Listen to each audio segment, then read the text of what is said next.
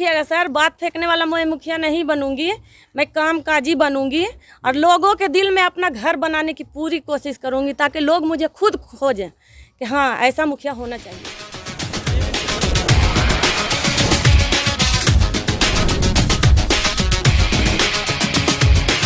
सारे चैनल हैं जिसमें न्यूज़ 21, सद्भावना ब्रेकिंग न्यूज़, खुलासा 24, जिसमें कॉमन डिस्पैच और नमस्ते बिहार, ये सारे न्यूज़ चैनल एक साथ चले हैं और ये हर क्षेत्र में घूरकर लोगों की राय जान रहे हैं कि पंचायती चुनाव में उनका क्या योगदान रहेगा और किस तरह के प्रत्याशी को वो चुनेंगे। इसी क्रम में हमारी मुलाकात अभी एक यहाँ प्रत्याशी हैं, चंपापुर पंचायत के पूर्व मुखिया रहे हैं, बेंगा मुखिया नाम है इनका, और इनकी पत्नी जो है इस बार प्रत्याशी हैं और बेंगा मुखिया जो है प्रतिनिधि हैं। इनसे हम बातें करते हैं। कैसा माहौल है आप लोगों का इस बार? इस बार तो माहौल बहुत अच्छा है सर जी, जोर से बोलिए करके। क्या माहौल है?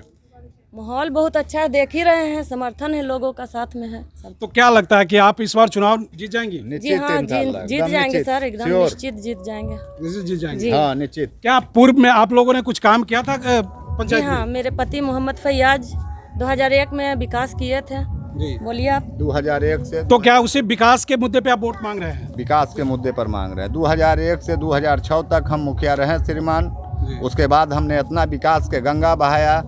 उस समय में हमारे फंड बहुत, पंचायत राज को फंड बहुत कम था, तब पूरे इतना ईंटा सोलिंग, नाला, गली, इंदिरा आवास, वृद्धा इतना हम काम किए, इतना काम किए कि हमको हटने के बाद 3 मुखिया गुजर गया, कोई आज तक रिपेयरिंग नहीं किया। देखने का चीज़ है पूरे पंचायत में। जिस समय में फंड, उस समय में हम लोग के बहुत कम राशि था।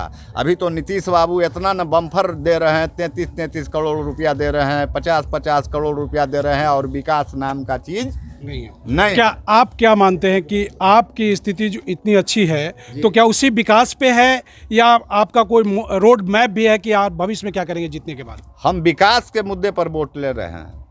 तो कैसे आप अगले बार कैसे चुनाव करेंगे? पैसे बहुत आ रहे हैं, उस समय पैसे नहीं आते थे आपका कहना, नहीं। अब पैसे आ रहे हैं, तो उसको किस तरह से आप विकास में लगाएंगे?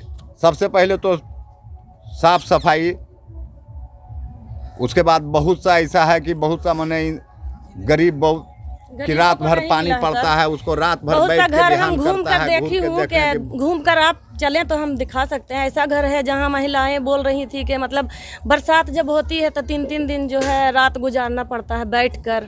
बच्चे, पढ़ाई भी अच्छा नहीं है, पढ़ाई भी खराब हो गया है, गली नली देखने का चीज़ है, देख सकते हैं। चलिए ठीक है, मुझे ये बताइए कि शौचालय वाला जो 7 निश्चय योजना था, उसमें शौचालय का क्या स्थिति रहा? शौचालय भी सर सबको नहीं मिला है। में शौचालय नहीं था, इनके रीजन में नहीं था, अभी था, लेकिन लोगों के मतलब जो गरीब लोग हैं उन लोगों तक नहीं पहुंचा है।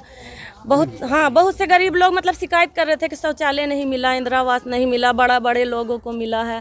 बहुत से लोग ऐसे हैं जो गरीब थे लेकिन उनको राशन कार्ड भी नहीं मिला।